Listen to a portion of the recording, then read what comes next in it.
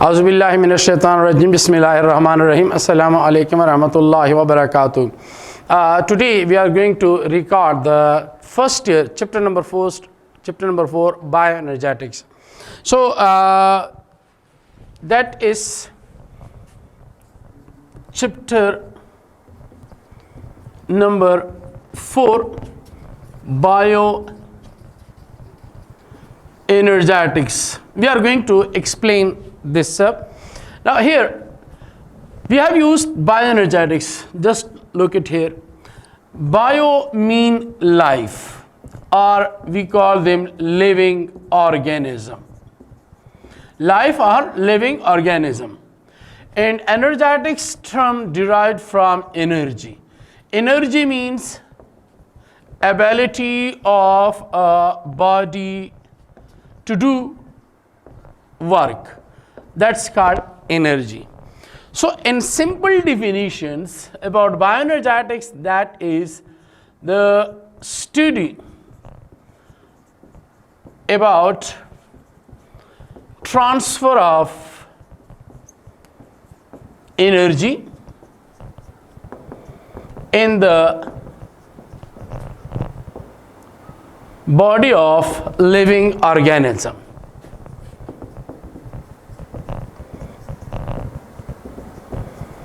That's called is bioenergetics. Chapter number 4, bioenergetics. Bio mean life or living organism, and energetics mean energy. So means the transfer of energy in the body of living organism is called bioenergetics. That's a simple definition. While the main source of energy, that is the sunlight. So sunlight, that is considered to be the ultimate source of energy. Now this energy that has been captured by the autotroph. So autotroph, for example, plant.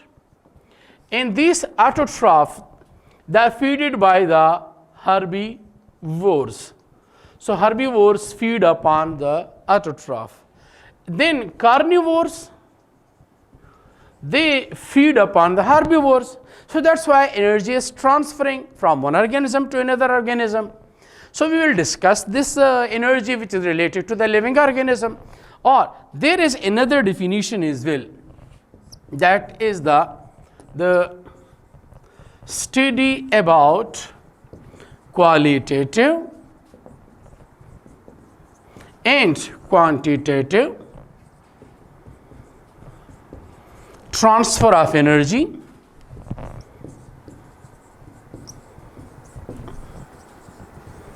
in the body of living organism. The study about qualitative and quantitative transfer of energy in the body of living organism. Here we have used the two terms. One is qualitative, another is quantitative. We should not compromise on quality. Why? The purest form of energy that is present in the autotroph, in the fruits, in the vegetables. So we must be vegetarians. Why? Actually the diseases they caused by bacteria or viruses or some pathogens or parasites, they are host specific. So that's why we will be protected from this type of infection, contamination. And second, if we feed them these material for our food, so the top class energy is present in vegetables, mean fruits. And second, that's present in fish. Third, that's present in muttons. So then in broilers. So it's mean there is a sequence of energy. Some material they have a very large quantity, but quality that is zero. So that's why we have used this term qualitative and quantitative transfer of energy. Now here we are discussing the term metabolism. Metabolism means sum of all biochemical reaction.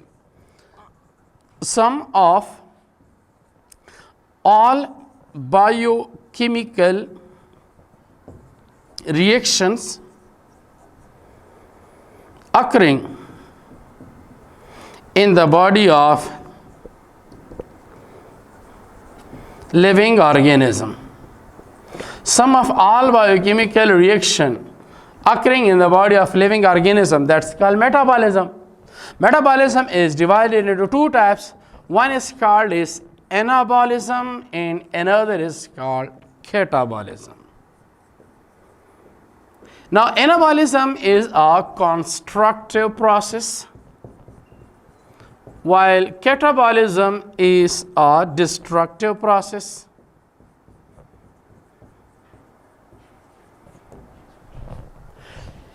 Anabolism, that is actually a process in which small and simple molecules combine together to form large and complex molecule.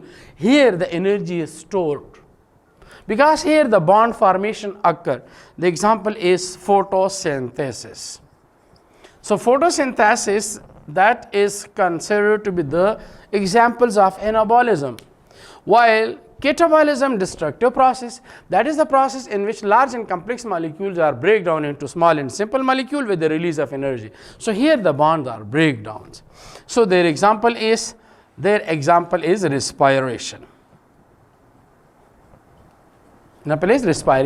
So that's why we will first discuss the photosynthesis, then later on respiration, and different questions related to this topic. But before going to this topic, you must have an idea about this bioenergetics. So bioenergetics is the study about transfer of energy in the body of living organism, or the study about qualitative and quantitative transfer of energy in the body of living organism. That's also called as bioenergetics. So it means they are concerned with the energy. Here we are going to discuss about the photosynthesis. Photosynthesis, just again, that is actually consists of Greek word in which we use the term photo. So here the photo mean light, and synthesis mean manufacturing. Synthesis mean manufacturing. So what is photosynthesis? That is actually the process in which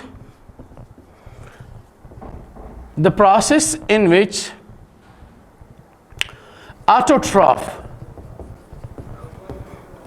for example, plant prepare their own food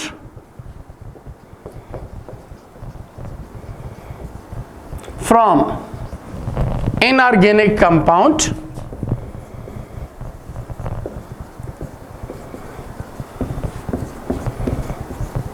that is carbon dioxide and water molecules,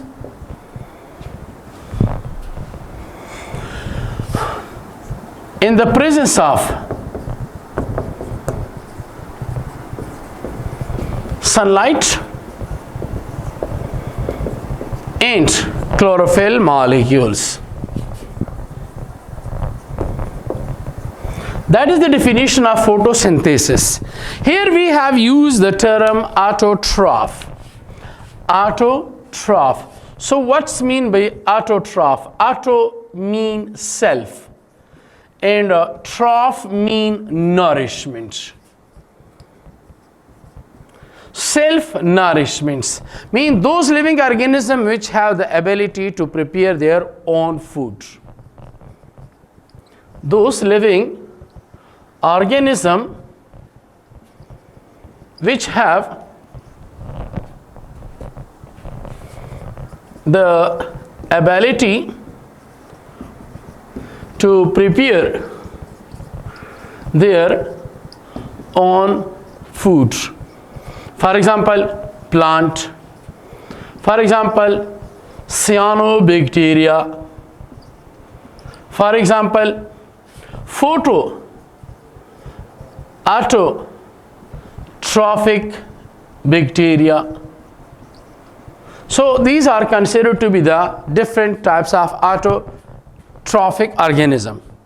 So accordingly to this reaction, accordingly to this definition, the reaction is given, that is Carbon dioxide and water molecules, they combine together to form glucose molecule with the release of oxygen in the presence of sunlight and chlorophyll. Now here we have write on the 6 water molecule, so that's why we have balanced the reaction. Whenever we write 12 water molecule, we must write 6 water molecule in the product. Now these two on the right side of reaction, that is called is reactants of a reaction, also called is raw material, and these are considered to be inorganic, while these two are considered to be the requirement of a reaction. These are the requirement of a reaction, and that one, that is considered to be the product of a reaction. Product of reaction, and that is considered to be organic and is called glucose, while this one, that is called is byproduct. That's considered to be byproduct, and that is oxygen and is inorganic in nature. So that is summarize reaction of the definitions which we have discussed. Now here we are going to discuss what is the role of carbon dioxide during photosynthesis process. Is carbon dioxide is required or not? Is it necessary? Yes, carbon dioxide is necessary for the process of photosynthesis. So we are going to discuss what is the role of carbon dioxide. Carbon dioxide, actually carbon dioxide fixation occur in dark cycle for what? For glucose production. For glucose production, say the carbon dioxide fixation occur. Now carbon dioxide, that is considered to be the oxidized. Carbon dioxide is considered to be the oxidized form of carbon. Carbon dioxide is considered to be the oxidized form of carbon. And carbon dioxide is important because carbon dioxide provide carbon and oxygen molecule to glucose. Why? Because actually carbon is the backbone of organic compound. That's why it's important. Why for organic compound? That is due to catenations. What is catenations? Catenation means self-linkage. Self-linkage. It means one carbon is linked with another carbon, so they have the ability to form a long chain. So that's property is only present in carbon atoms. That's why it's a key elements of organic compound. Just look at here. Now this carbon is present in the glucose. And what about this oxygen? Same, this oxygen is also present in the glucose molecule. So that's why carbon dioxide provides carbon and oxygen to the glucose molecule, or in a simple way that carbon dioxide fixation in dark cycle for glucose production, because glucose having carbon and it's organic in nature, so carbon element is considered to be the backbones of all organic compounds due to the phenomena of catenations. Second, now we are going to discuss then what is the role of water molecules. Here, water, that is considered to be the reducing agent. Water is considered to be the reducing agent. Now, what is their role? Their basic role is that they provide proton, mean hydrogen ion to glucose molecule. Here, just look at here. This hydrogen, we are observing that glucose molecule have hydrogen. So they get this hydrogen molecule from this water molecule. That's their basic function. Now, another most important things regarding to this role of water, that is CB1 Neal in 1930 proposed that oxygen in air comes from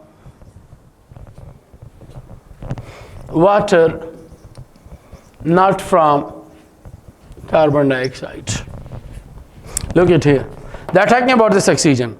The oxygen which we are using during respiration. So this oxygen come from actually water. So this oxygens in the air that's come from the water, and that was first proposed by CB1 Neal. Later on, in 1937, Robin Hill supported the idea of CB1 Neal by isolating chloroplast and use a molecule X instead of carbon dioxide. Still oxygen was released. How? Actually, this Robin Hill, he isolate the chloroplast. Chloroplast is a cell organelle and it's a double membranous. It consists of two membrane, one is outer membrane, another is inner membrane. This inner membrane consists of highly folded structures, we call them grana. And these grana are linked with one another through intergrana. Whatever, these are the different structures. Let's suppose we consider them that's a chloroplast. So this Robin Hill use a molecule X, mean any type of molecule, but not the carbon dioxide. So that X is used instead of carbon dioxide. Now here there is no carbon dioxide in these reactions, and water molecule, means this X molecule is used to retain the hydrogen. And along with that reaction, oxygen that was produced. So it's mean that the idea of CB1 Neal, that was a correct statement that he put forward, that the oxygen releasing from water, not from carbon dioxide. But science need more and more experiments, more and more evidences. So that's why later on, another scientist, Samuel Robin, he performed an experiment in 1941, and he used the isotopes of oxygens. Isotopes of oxygen he used in an experiment. Isotopes are actually those having a same atomic number but different atomic mass. Oxygens have two isotopes. One is called as O16 and another is called O18. That's an oxygen, and one is called O16 and another is called O18. Now, what he actually done for his experiment, he took two plants growing in a pot. One is A and another is B. Then these plants, all the conditions they are provided, that is required for the photosynthesis process. Then he cover these two pot with a covering. Let's suppose that sun is present and sunlights are coming, because we have discussed that sunlight's chlorophyll, these are the requirements. Same case also here, sun is present and their lights falls on the plant. Now what did he done? He provide carbon dioxides and water molecule in a controlled way, and he used isotopes O18s of water and O16 of carbon dioxide. Now the process of photosynthesis started because sunlight is present, carbon dioxide is present, water is present, all the materials are present. So then photosynthesis process been started. During photosynthesis process, plant release oxygen molecule, and this oxygen molecule that was collected by a scientist, he observed that this oxygen that was released during this process, that was all of them of O18. So what does it mean? That has been cleared that oxygens come from the water, not from the carbon dioxide.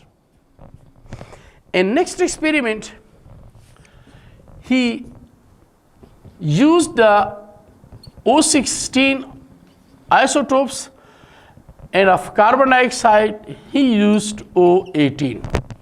Light is there, carbon dioxide is there, and water molecule is there.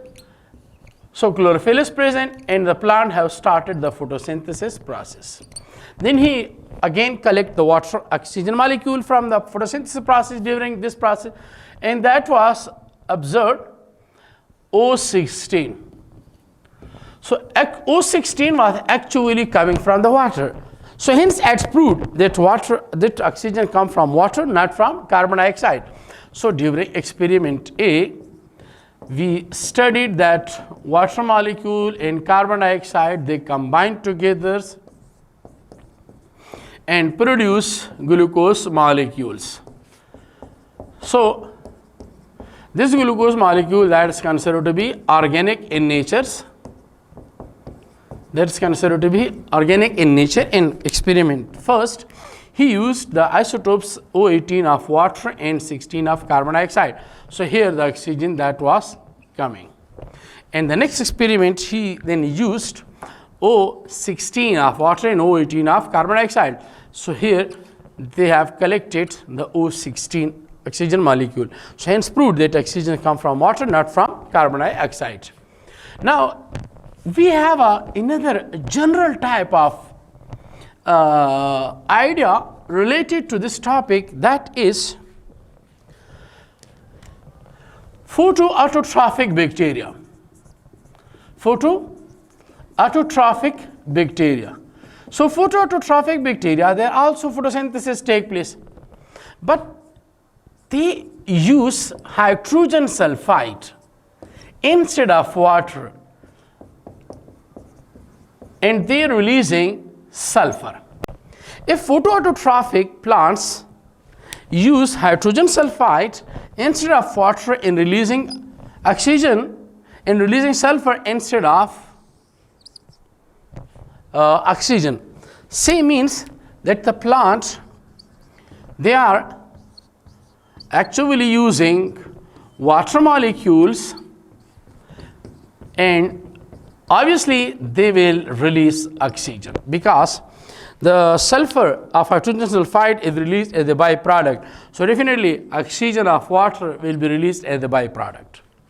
That's another statement that we should recommend for this experiment as well. And along with this, we can also calculate about the action spectrum. Action spectrums.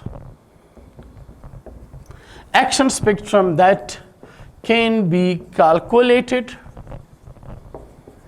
by collecting the amount of oxygen produced during photosynthesis.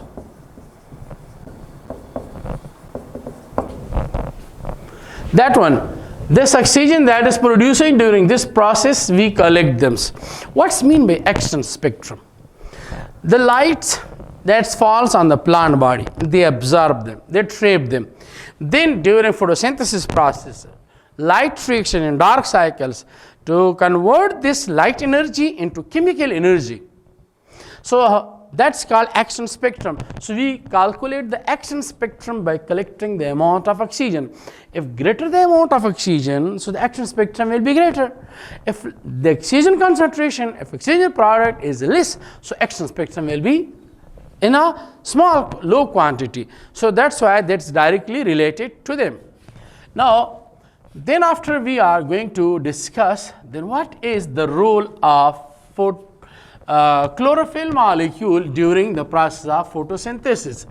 So because we have discussed the role of carbon dioxide, then we have discussed the role of water molecule, then we are going to discuss what is the role of chlorophyll molecule. So role of chlorophyll molecules. What is a chlorophyll? Chlorophyll is actually organic pigment. That is actually organic pigment, and that is used to absorb sunlight. Their main function is to absorb sunlight. That's their main function. But keep in your minds that there are there are a lot of chlorophylls, but actually we are mainly focusing on two types. One is called chlorophyll A and another is called as chlorophyll B. If someone asks from you what's the formula of chlorophyll A, so their formula is C55H72O5N4Mg. In chlorophyll B formula is C55H70O6N4Mg. Now again, chlorophyll A, that is considered to be the most abundant or most common type of chlorophyll. And second, chlorophyll A have a methyl group as the functional. So they have functional group, that is their methyl. While chlorophyll B, they have a carbonyl. Carbonyls mean they have a aldehydes. They have aldehyde as a functional group. So that's why sometimes we say about the chlorosis. So chlorosis term, why we use them? Chlorosis term is basically used when there is a yellowing of the plant leaf. Why the plant leaf yellowing occur? If there is a deficiency of nitrogen or there is a deficiency of magnesium, so the plants are unable to produce the chlorophyll molecules. So here we are going to discuss about the chlorophyll structure as well. And second thing, one thing more, that the chlorophyll A, they have a bluish green color. They are bluish green, while the chlorophyll B, that is a yellowish green. That is a yellowish green.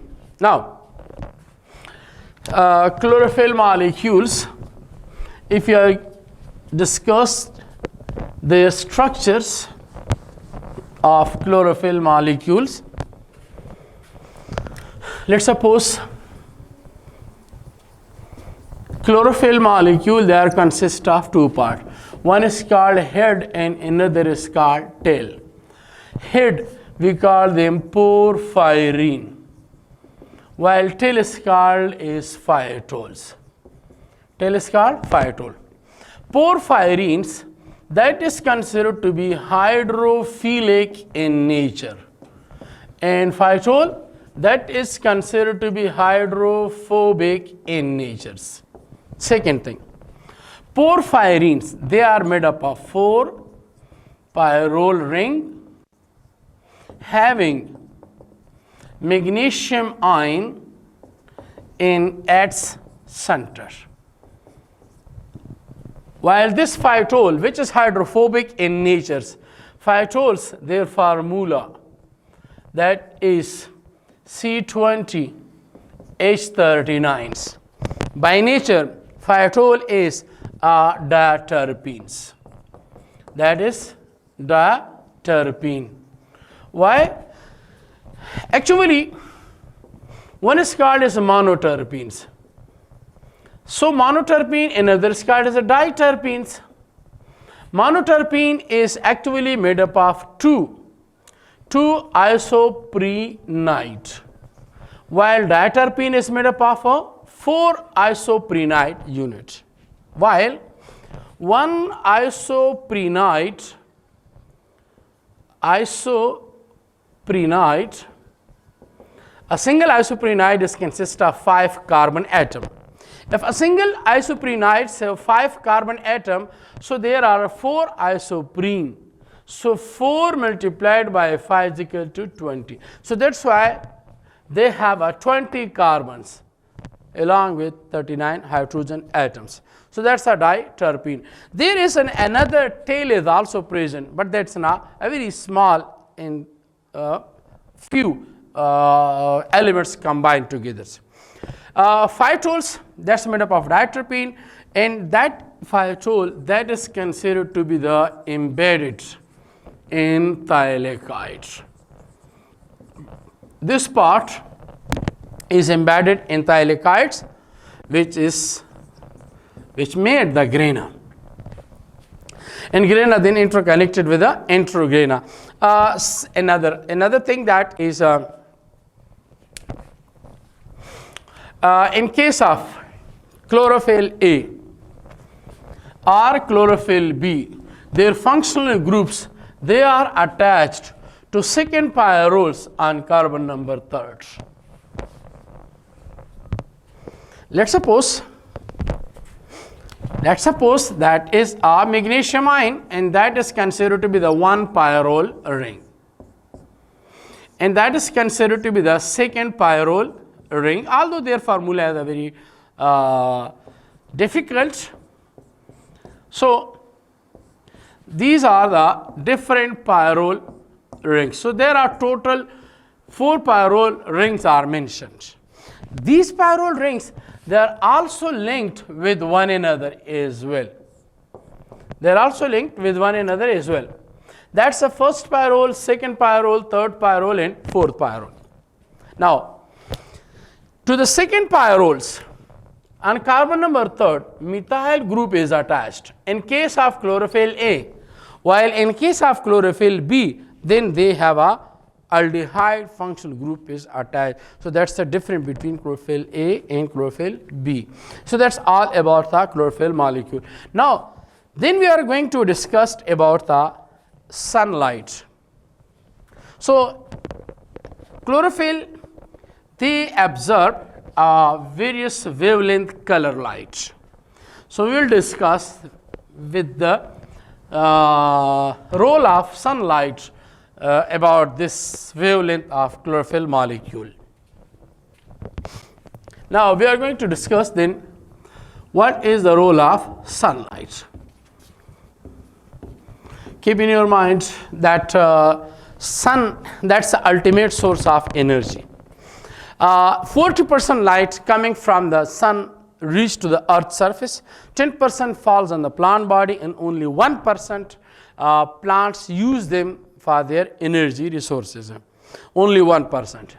Now, sunlight actually, these consist of 2 parts. One is called as visible, and another is called as invisible. So this visible range in between gamma and radio rays. So as this visible range in between the gamma and radio rays. Invisibles before the ultraviolet rays, and after the infrared. These are called the invisible light. We are mainly focusing on the visible color lights, that's in the form of waveguides. Violet, V stand for violet, I stand for indigo, B stand for blue, G for green, Y for yellow, O for orange, and R for red. So there are 7 different color lights is there. And one thing most important, that the blue color light is a most suitable color light for photosynthesis, blue and red. But among them, blue color light is the most important color light for photosynthesis. While the green color light, that is being reflected. So that's why we consider that is the least important color light for the photosynthesis. Now this color lights, visible color lights, most probably range from 380 to 760 nanometers. That is the visible color light. Visible color light range from 380 to 760. Yes, there may be a 10 to 30 plus minus occur in the value, because we are going to take the average value. Now from 380 nanometer to 430 nanometer, this color light is considered to be the blue color light, while from 500 to 600 nanometer color light, this color light is considered to be the yellow color light. Then from 670 to 730 nanometer color light, and that's considered to be the red color light. Now this blue color light that has been absorbed by the chlorophyll A molecules, while 500 to 600 that has been absorbed by the carotenoid, while 670 to 730 nanometer that has been absorbed by the chlorophyll B molecules. So these different wavelength color light are absorbed by the different photosynthetic pigment. Now that's why we call them absorption spectrums. We call them absorption spectrum. So this absorption spectrum can be used to calculate the spectrophotometer. Spectrophotometer. So spectrophotometer, that's an instrument. That's a device through which we can measure the different wavelength absorbed by the different photosynthetic pigment that we have mentioned here, different wavelength color light.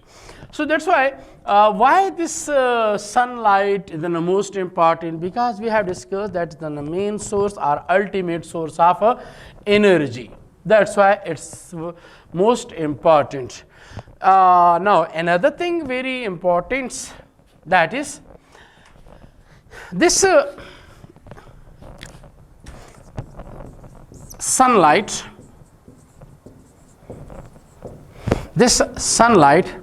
that has been trapped by the plants and converted into chemical energy, in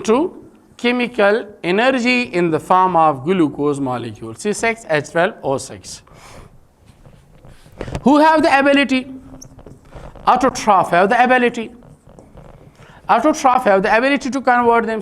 Now autotrophs, these are they are talking about the plant. They are talking about the cyanobacteria. They are talking about the photoautotrophic bacteria. So they have the ability to convert this sunlight into chemical energy. Why? Sunlight, that's in the form of photon. That is in the form of electromagnetic wave. That is in the form of discretes. That's in the form of radiant energy. So sunlights are, that's a light energy. That's a light energy. So sunlight, that's a light energy, that's a radiant energy, that's a photon, that's electromagnetic wave, or discretes are considered to be the packet or bundle of energy. Packet or bundle of energy. Packet or bundle of energy. So plants convert them into the chemical energy, then they are used. Now another thing we are going to discuss here, What about accessory pigments? These are the additional pigments required during photosynthesis. Accessory pigment, that is about carotenoids. As we have discussed that the carotenoid absorb 500 to 600 nanometer color light, and that's considered to the yellow color light. And their wavelength 5 to 600 further consists of one having carotene and another having xanthophyll. And they have a yellow color. Carotene have the ability to absorb red and orange color light. So red and orange color light that is being absorbed by the carotene, while xanthophyll absorb yellow or brown color light. So that's why sometimes we say that the carotene absorb red, orange, yellow or brown color light that has been absorbed by the chlorophyll. And this carotenoid absorb light, then it passes to the chlorophyll A molecules. This passes the light energy into the chlorophyll A molecule. Another most important thing, that is Einstein, he put forward a theory, photoelectric theory. We call them photoelectric theory. Accordingly to this theory, one photon excites only one electron. Einstein put forward a theory that's called as a photoelectric theory. Accordingly to photoelectric theory, one photon excites one electron. One photon excites one electrons.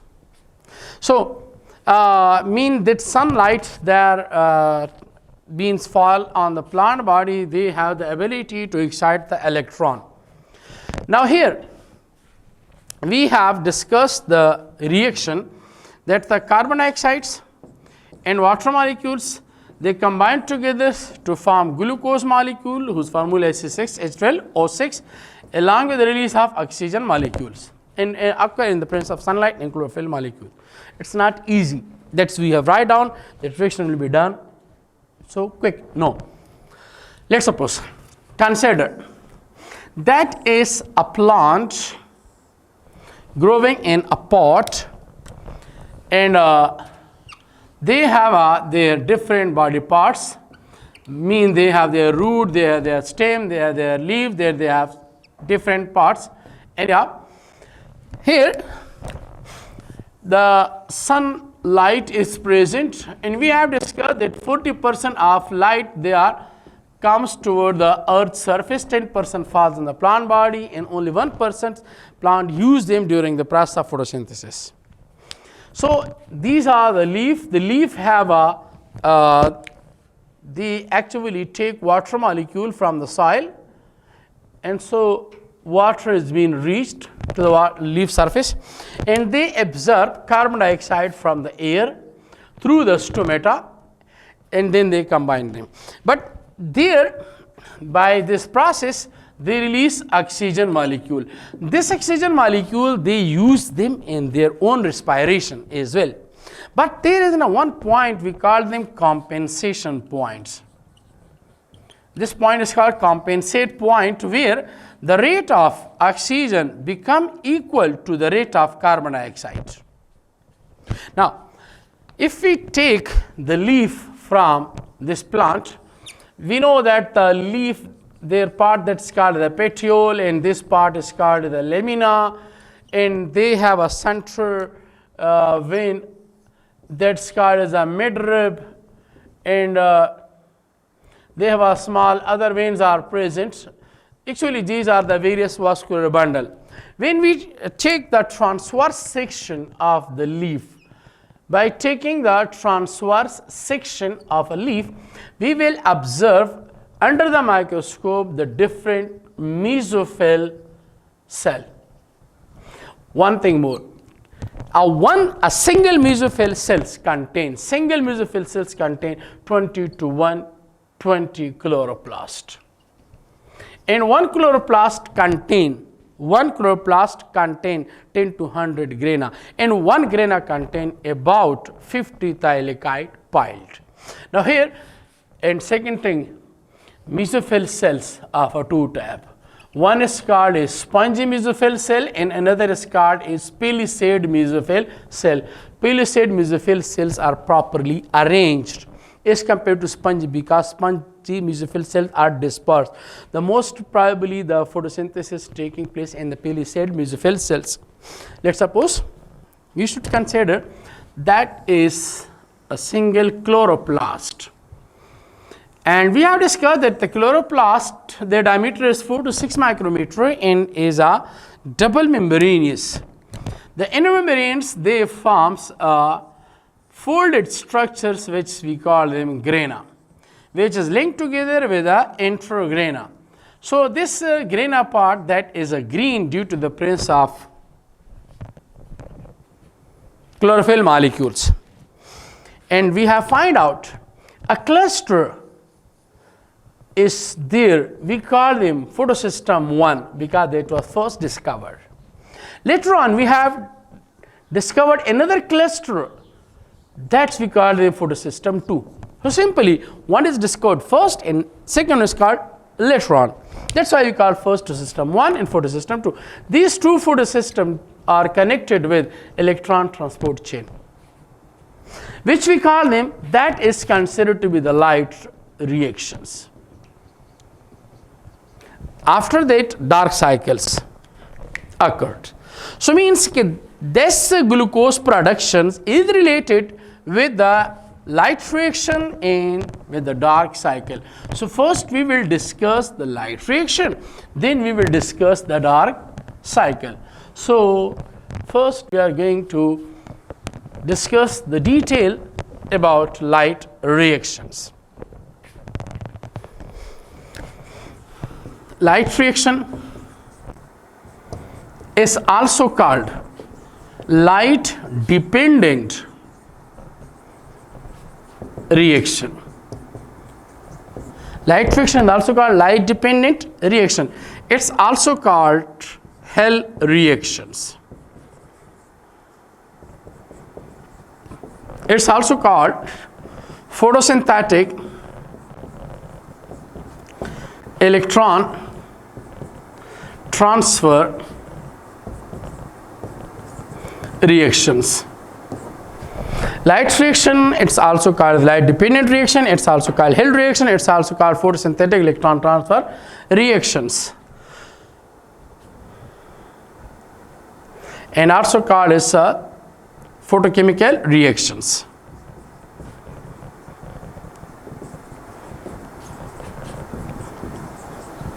This light reaction that's actually occurred on grana. Light reactions need sunlight. If sunlight is there, so light reaction will be occurred. If there are no sunlights, there will be no light reaction. And this light reaction that was discovered by Robin Hill and Bendall in 1960. In some book they have write down 1961. And yeah, that is discovered by them. Now light reaction is, if you are going to discuss about the end product, if you are going to discuss about the end product of light reaction, so the end product is consist of 3 ATP, 2 NADPH2 and 1 oxygen molecules. That is the end product of light reactions. And light reactions, two types. One is called as non-cyclic light reaction, and another is called as cyclic light reactions.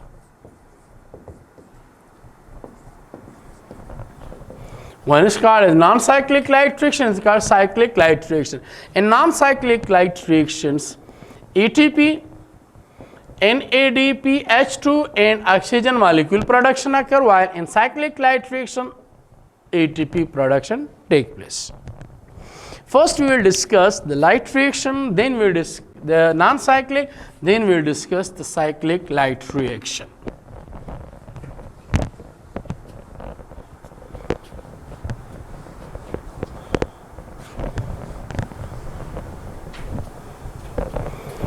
Let's suppose we have discussed that there are two types of photosystem. One is called photosystem 1, another is called photosystem 2. As I have told you that one photosystem 1 that was first discovered, then photosystem 2 was reported. So that's why their names are based upon their discovery. Although these photosystems are different in their structures based upon the number of chlorophyll molecules and carotenoids molecules, about their thickness and about their if they are thin, and so many other factors about their location, but on the basis of wavelength they are also different from one another as well, because of presence of the chlorophyll molecule or photosynthetic pigment, their wavelength also change. So let's suppose these are the two photosystems. That one is called as photosystem 1. Range of their light is 700 nanometer. That's photosystem 2, and range is 680 nanometers. Each photosystem, if it's photosystem 1 or it's photosystem 2, they are made up of antenna complex.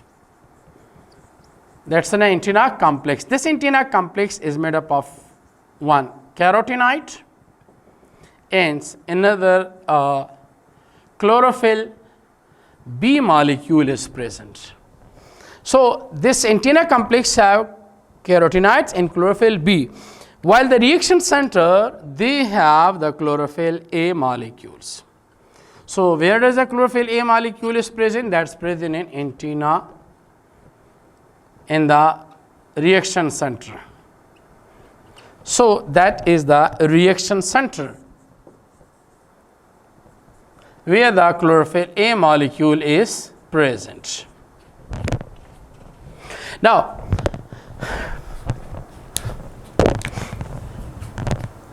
sunlight, it's in the form of light energy, radiant or photons. These lights falls on the plant body, and first they excite electron from photosystem 1. So here when the electron excited, so the electron that has been received by the phosphateins. Phosphatene is considered to be the primary electron acceptors. They are the primary electron acceptor. So this electrons jumped from chlorophyll A to phosphateins. That's the primary electron acceptor. Then these electron from phosphatene that is being received by the ferredoxine reducing substance, and that is a iron containing protein molecules. It's an iron containing protein molecule. So these two electrons is being received by the ferredoxine reducing substance. From ferredoxine reducing substance, these electron that is being received by the NADP. So these NADP then take these electron and will form NADPH2. So that's why NADPH2 is considered to be the final electron acceptor. Now the deficiency of electron of photosystem 1 that is being covered by photosystem 2. How? Same light. Now it's falls on the photosystem 2. Same procedures.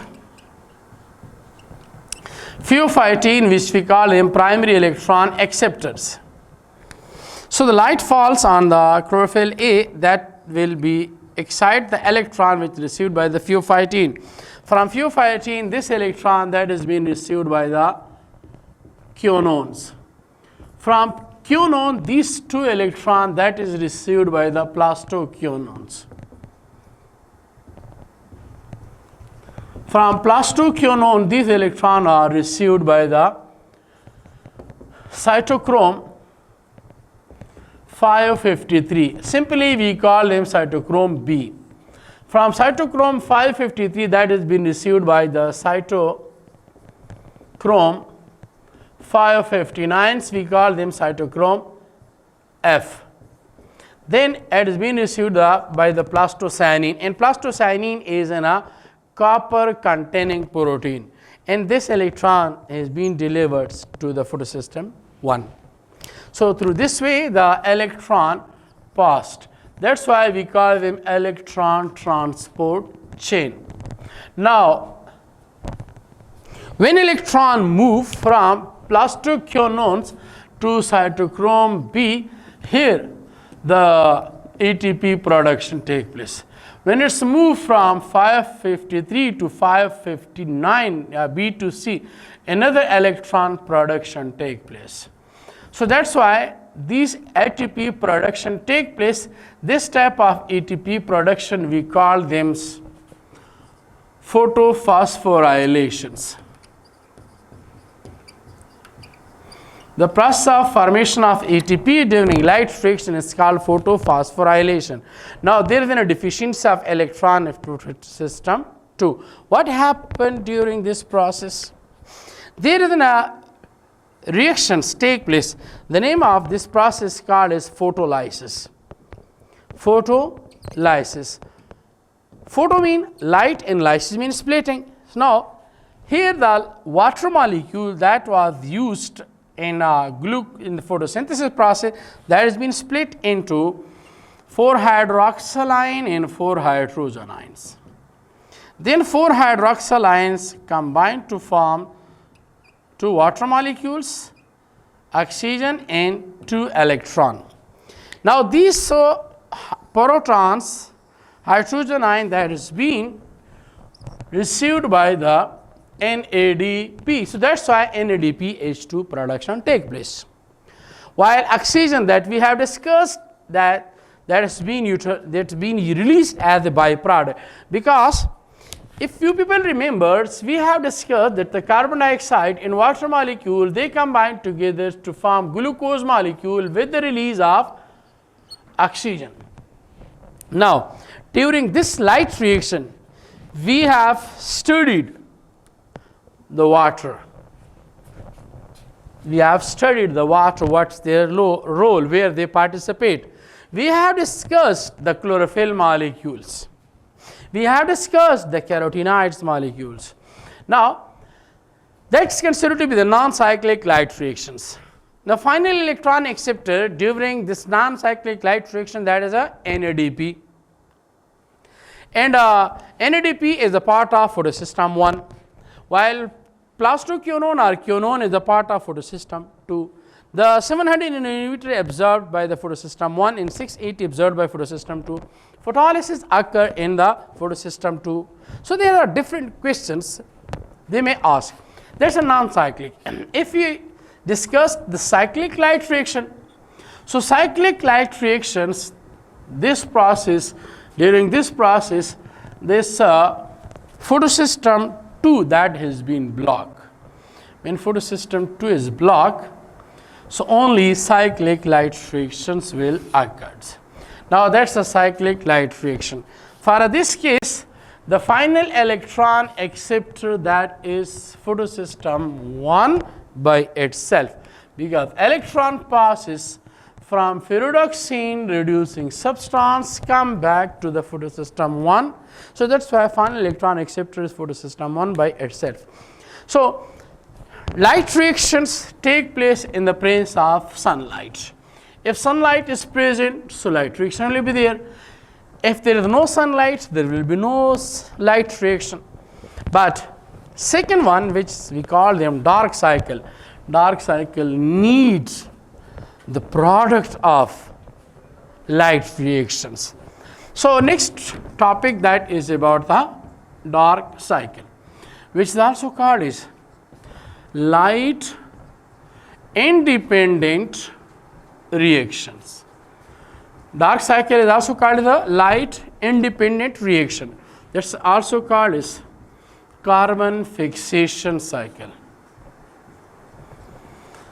That's also called as Kelvin cycle. That's also called as C3 cycle. That's also called as thermochemical reactions.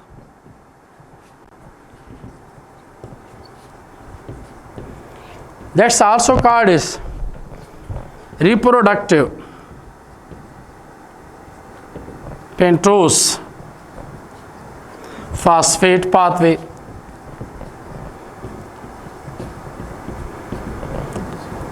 That's also called as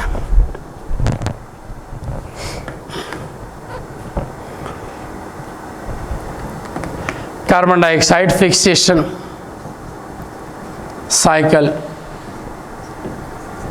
Now, dark cycle, during dark cycles, glucose production takes place. Glucose molecule is being produced. Where does the dark cycle occur? That's occur in the stroma of a chloroplast. What does they need? They actually need the end product. They need the end product of light reactions. What is the end product of light reaction? The end product is ATP and NADPH2.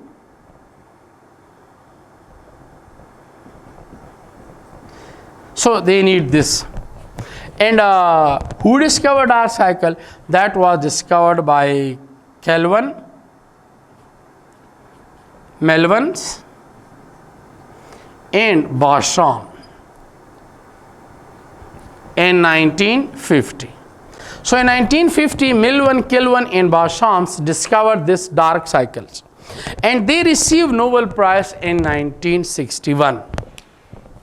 What is a dark cycle? And dark cycle is consists of 3 steps.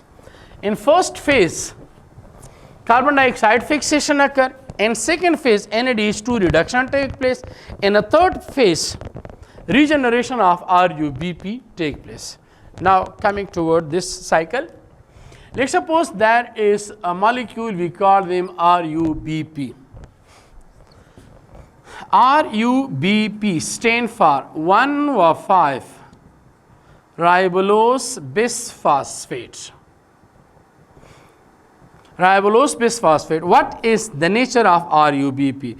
RUBP is a carbohydrates. In carbohydrates, they are monosaccharide. In monosaccharide, that's a pentose sugar. Means they are contain 5 carbon atoms, and they have a ketone as a functional group.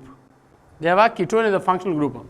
So RUBP, 5 carbons compound, there are 3 molecules present, and they receive carbon dioxide molecule in the presence of enzyme called Robesco. Here the Robesco enzyme act as a carboxylase. They act as a carboxylase. They will form 6 carbon compound, 3 molecules are formed, and that's unstable, so that's why they have no name. Then this 6 carbon compound break down into 3 carbons compounds, 6 molecules are formed. That's why these molecules, that's called PGA. So PGA means phosphoglyceric acids. So phosphoglyceric acid or PGA, the first stable compound of dark cycle. Then this PGA is converted into PGAL, phosphoglyceraldehyde. During this process, now 6 NADPH2 that has been consumed, and as well as 6 ATP molecule is also utilized. So that's why that's a second phase. First phase was the fixation of carbon dioxide. Second phase, the reduction of NADPH2. Now what happened during this process? Out of 6 PGL molecules,